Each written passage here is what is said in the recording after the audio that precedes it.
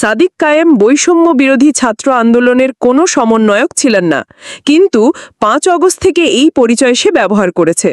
অভ্যুত্থানে শিবিরের গুরুত্বপূর্ণ ভূমিকার কারণে সাদিক কায়েমকে প্রেস ব্রিফিংয়ে বসার ব্যবস্থা করা হয়, কিন্তু সাদিক কায়েমরা অভ্যুত্থান পরবর্তী সময়ে ঢালাও প্রচারণা করেছে এই অভ্যুত্থান ঢাবি শিবিরই নেতৃত্ব দিছে, আমরা শুধু পোস্টার ছিলাম।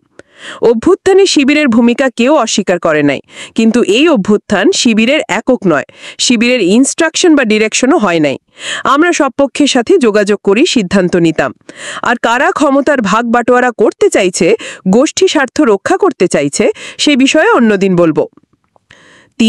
2 আগস্ট 2024 রাতে জুলকারনাইন সায়েররা একটা আর্মি কুকুরে সামরিক বাহিনীর এক অংশের হাতে ক্ষমতা দিতে চেয়েছিল। এই উদ্দেশ্য কথিত সিফ হাউসে থাকা ছাত্র সমন্বয়কদের চাপ প্রয়োগ করা হয়, থ্রেট করা হয়, যাতে সে রাতে ফেসবুকে তারা সরকার পতনের এক দফা ঘোষণা করে এবং আমাদের সাথে যাতে আর কোনো যোগাযোগ না রাখে।